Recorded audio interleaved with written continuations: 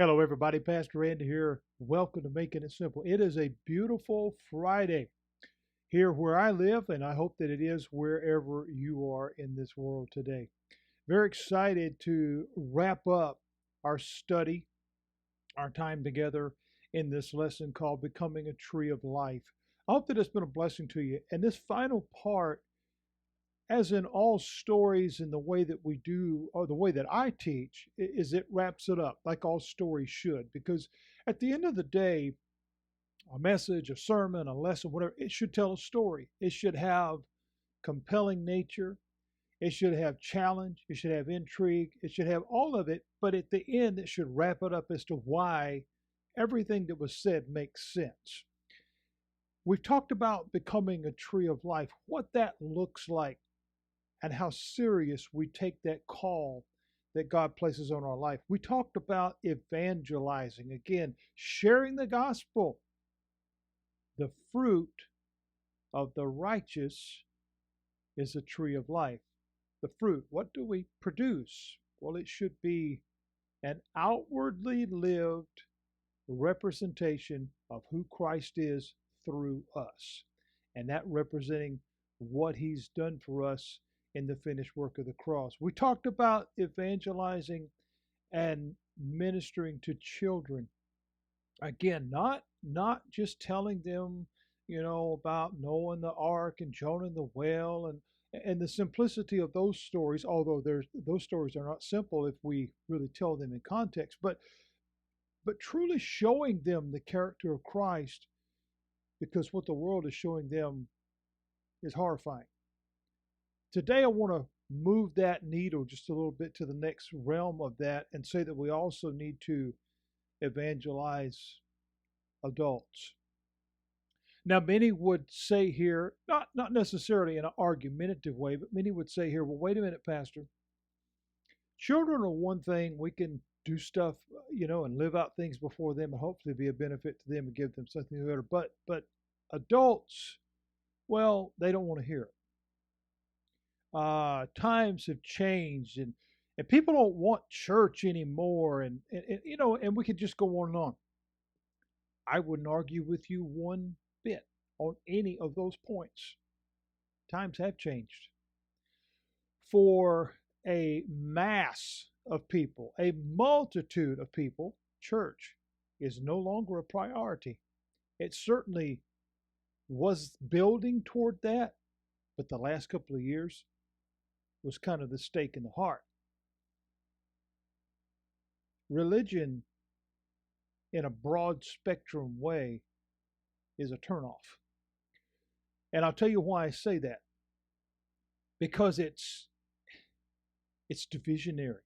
It's complicated. It's confusing because everybody is in the arena fighting against one another, and there seems to be no harmony and no unity found in that whatsoever, because I'm right, you're right, they're wrong, this is green, that's purple. Nobody can find any one unifying factor, when indeed the unifying factor should and is Christ.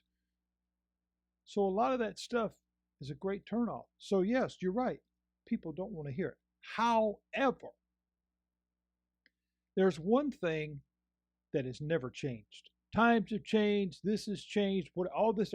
There is one thing that has never changed and will never change until the return of Christ, and that is this fact that every single day, and now at an even greater number than ever, people are dying. And sadly, many of them are dying and going to hell.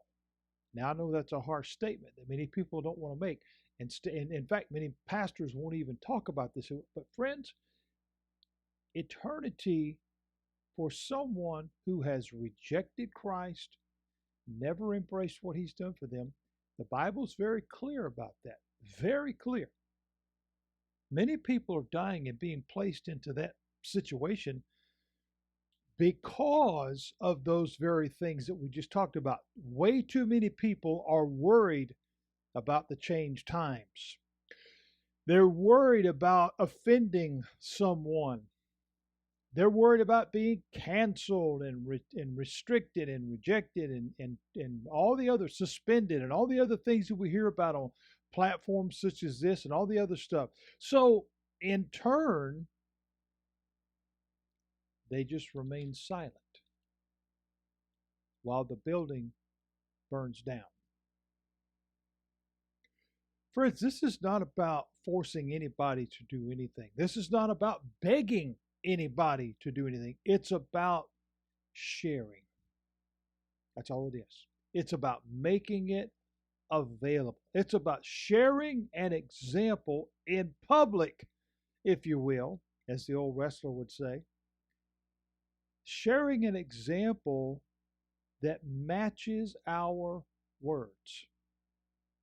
That's all it is. It's very simple. The simplicity of the message of the gospel, as dynamic and overwhelming as that message is in the deed of the act in of itself, the death, burial, and resurrection of Christ, while supernatural and awesome and unbelievable, the simplicity of that is God loves you. And this is how much. We live that out.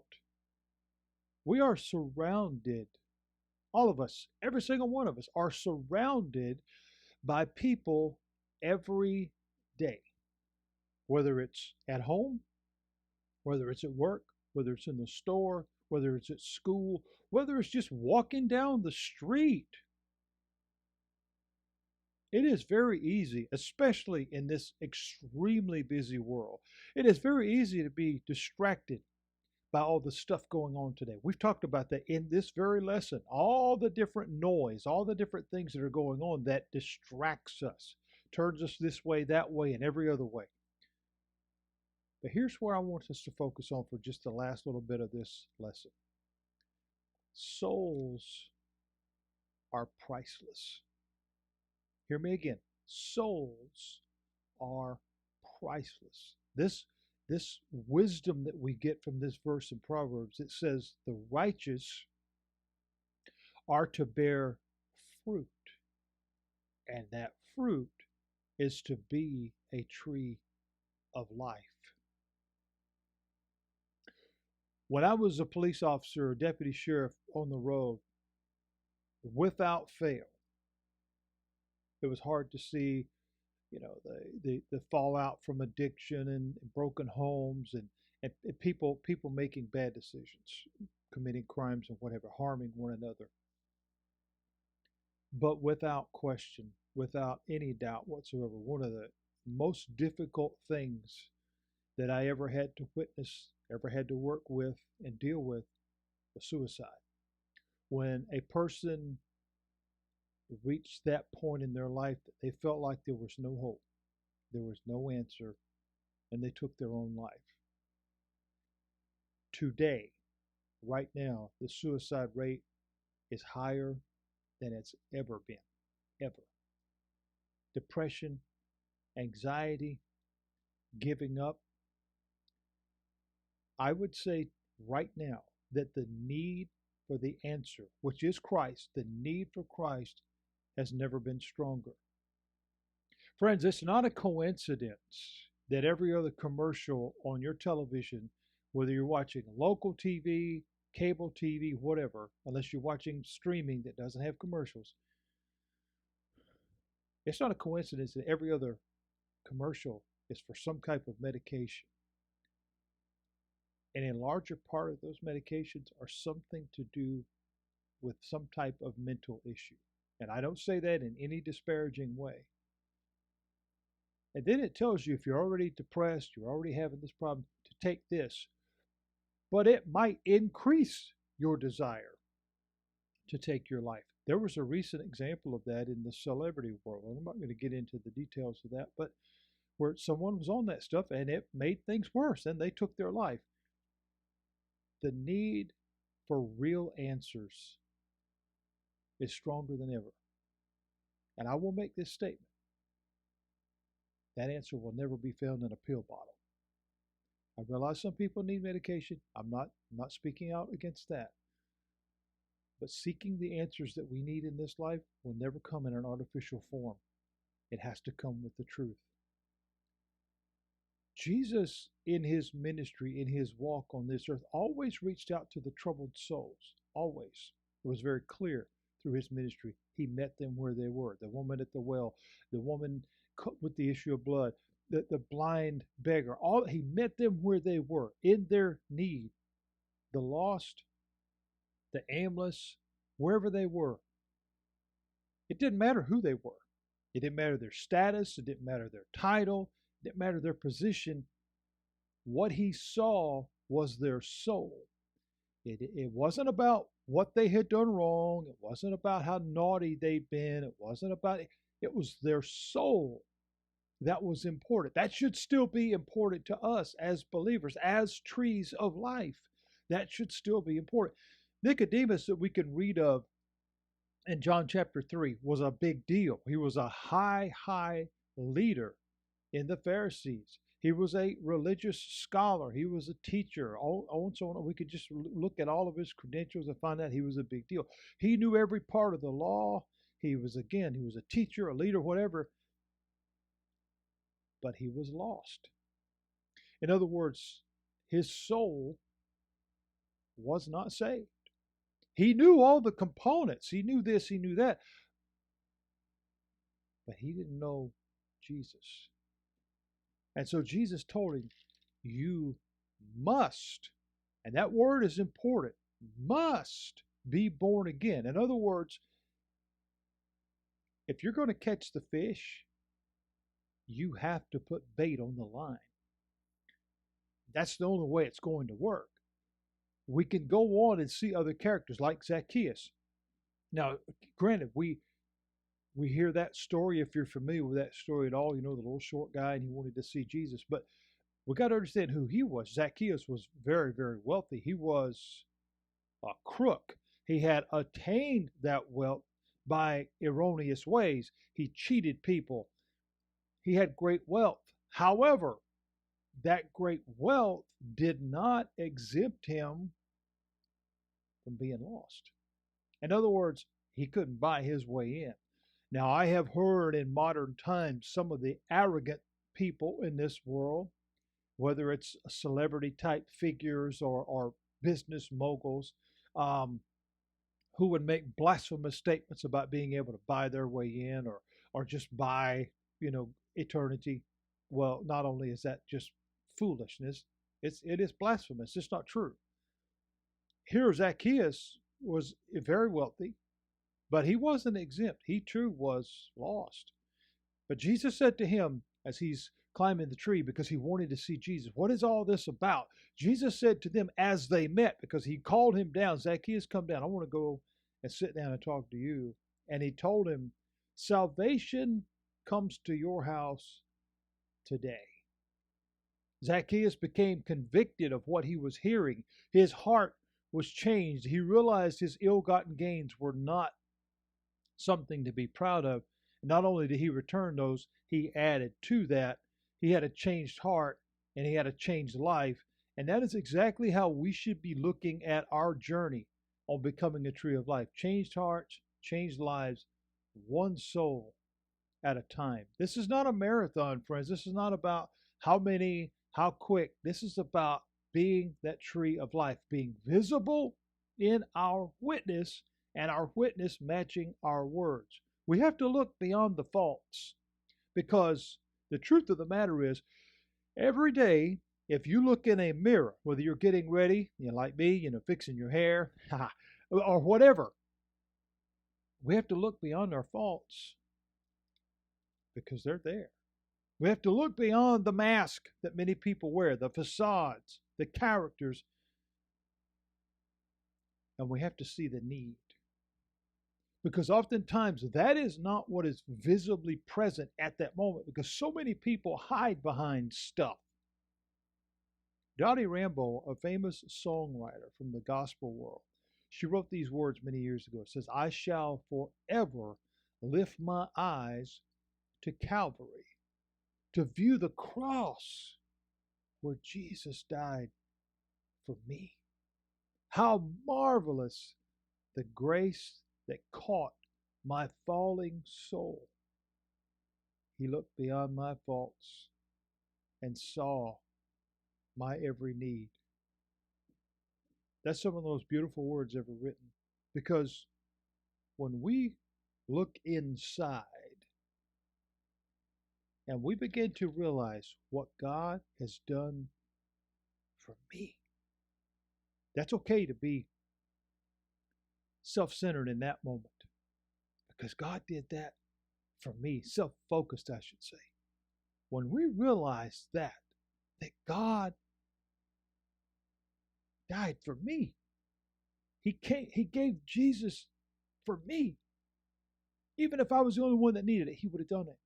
That's how much God loves me. When we begin to realize that, friends, then our view of all of those beyond our walls, they should change. The children, the adults, and lastly, those that are standing at the door of eternity. Friends, as I said earlier, and this has been proven, this has been affirmed, if you will, by the Morticians Council of the United States, all these different things. Death is at a higher rate now than it's ever been. Multiple reasons for that.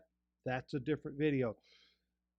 Solomon wrote in the Proverbs, do not boast about tomorrow, for you know not what tomorrow brings. James, in the book of James in the New Testament, will do the same thing. He said, don't boast about tomorrow, because you don't know what tomorrow will bring. It can be seen like this, and I saw this quote years ago. I wrote this down. Life is short, death is sure. Sin is the cause, Christ is the cure. Cute little words, but a profound message. Hebrews 9:27 makes it clear. But also, the reality of life makes it clear, because we've all seen it. And it is appointed unto men once to die. But after this, the judgment. Friends, there's no gray area there. That is as black and white as it can possibly get. And every one of us knows it to be a fact, because we've all, at some point in time in life, we've all been affected by it. We've all experienced it. We've all dealt with it in our lives. No one is exempt. No king or queen, nobody in the gutter, no mom or dad. Nobody is exempt. Rich or poor, none of it matters. We all have the same fate. We don't all have the same destination. We see a time right now to where, without a doubt, many have lost hope. Care has been tossed out of the window. Many people have just given up. When we embrace what God is sharing with us here about becoming a tree of life, it allows us, if we will accept this call, if we will do what God has asked us to do, it allows us to offer the answer to those who think there are no answers. It allows us to give the answer to those who think that there is no hope or that no one cares. To be able to show them, no, God loves you. And He loves you right where you are. He just loves you too much to leave you there. So come with me. As God would invite Noah into the ark, come with me. And then it says God shut the door. That was His way of saying, I got you. It's going to be okay. Jesus said, follow me. It wasn't because He was trying to build a following. He was saying, you can trust me. I know where I'm going. And if you want to get there, follow me. Solomon says in this passage that we've been studying about becoming a tree of life, the second part of that says, and wise ones win souls. Becoming a tree of life. Sharing that fruit, sharing that what God has done for you with others, openly and without hesitation. Friends, let me close with this. We cannot win. We cannot win if we never get out on the field. Every one of us who have come to know the Lord have a grand call on our life. Eternal rewards await every one of us, whatever they may be. And it doesn't matter the numerics involved. In other words, whether you reach one person or whether you reach 1,000 or whether you reach 1,000,000, I don't know your assignment. I don't know my assignment. But the willingness to participate, that's what God is looking for. It may be that one person that needs to be reached, and you're the only one that can reach them. I remember a man on his deathbed many years ago. His family called me and said no one would talk to him. He had run off all the other ministers. He'd done this, he'd done that. He was an overall general horrible person. Would I possibly talk to him? I said, why wouldn't I? Did I reach him for the Lord? I don't know. I tried. I shared the gospel with him. Hopefully, prayerfully, it made an impact on him before he took his last breath. Willingness is what this all comes down to. The willingness to go forward, the willingness to share our faith openly and without shame. It's about evangelizing, friends, to all. Now, all is a big word. It's like the word in the Bible that says, whosoever, all who will come, regardless of age, regardless of their issue, regardless of their position in life, and regardless of their possible rejection. Because the fact of the matter is, some are going to say no. Some are going to say, I don't want anything to do with that. Some are going to say, I don't believe that. Some are going to say, get away from me. Some may use foul language, whatever the case. Here's the thing. Go plant the seed. That's all God asks you to do. That's all He asks you to do is go and tell. He'll take care of the rest. So friends, go be a tree of life. Capital One wants to know what's in your wallet. Pastor Andy says this. How's your branches growing on your tree of life? Are you producing fruit? Are you sharing the Lord with others through your life?